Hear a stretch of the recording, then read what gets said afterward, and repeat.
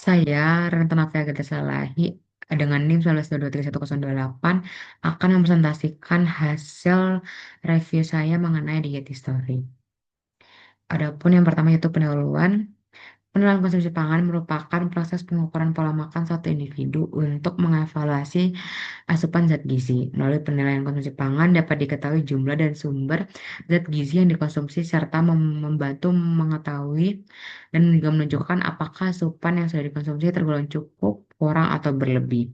Oleh karena itu, review ini membahas tiga penelitian terkait validitas MDHQ, kelayakan penggunaan DHQ, dan juga penerapan DHQ. Adapun jurnal pertama diperoleh hasil di mana MDHQ cukup mampu memperkirakan median konsumsi beberapa kelompok makanan dan bisa mengurutkan individu berdasarkan tingkat konsumsi. Namun akurasi pada level individu masih rendah dengan kecenderungan under atau overestimasi untuk beberapa jenis makanan. Kemudian untuk jurnal yang kedua, di mana hasilnya diperoleh tingkat penyelesaian sebanyak 20% menyelesaikan lebih dari sama dengan dua kali ASA 24, 41% menyelesaikan di haki yang kedua, dan juga 30% menyelesaikan keduanya.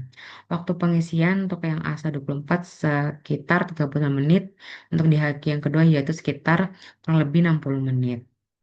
Kemudian untuk jurnal yang ketiga yaitu diperoleh hasil di mana kelompok voucher untuk konsumsi buah utuh tuh eh, tinggi dan juga untuk konsumsi serealia yaitu rendah. Untuk skor heavy sendiri sedikit lebih tinggi pada kelompok pacar sehingga terjadi perbedaan kecil. Untuk HbA 1c turun tipis di mana kelompok pacar sehingga meningkat di kontrol yaitu yang menimbulkan perbedaan tidak signifikan. Yang kemudian untuk biomarker beta karoten dan juga asam ascorbat yang tidak signifikan. Adapun review dan perbandingan dari ketiga jurnal ini, yang pertama yaitu fokus dan konteks, di mana jurnal satu itu membahas lebih menekankan pada aspek validitas MDHQ dengan membandingkan hasilnya pada uh, 4-day week dietary report. Yang kedua yaitu jurnal kedua yaitu mengkaji aspek kelayakan penggunaan DAK yang kedua bersama ASA 24 dalam penelitian kohort berskala besar. Yang ketiga yaitu berfokus pada aplikasi praktis DHQ 3 dalam program intervensi gizi berupa voucher belanja untuk pasien diabetes dan prediabetes.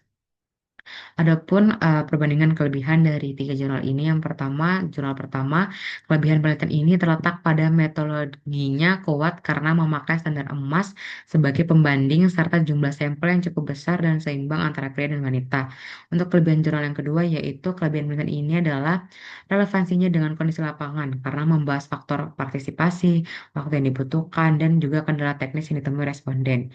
Untuk jurnal yang ketiga yaitu kelebihan penelitian ini adalah desain RCT yang memberi bobot kuat dalam menilai dampak intervensi serta penggunaan biomarker menambah objektivitas. Kemudian adapun kekurangan dari tiga jurnal ini, untuk jurnal yang pertama memiliki kekurangan penelitian validitas hanya dilakukan pada populasi Jepang, sehingga generalisasinya terbatas dan akurasi di tingkat individu masih kurang memadai.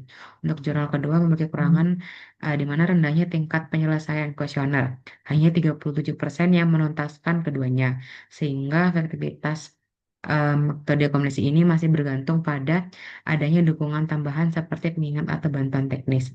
Yang ketiga yaitu jurnal 3 ini memiliki kekurangan jumlah sampel yang kecil, hanya 40 responden, dan nilai voucher yang relatif rendah, sehingga hasil intervensinya hanya menunjukkan perubahan kecil dalam konsumsi buah dan serealia tanpa perbaikan klinis yang signifikan.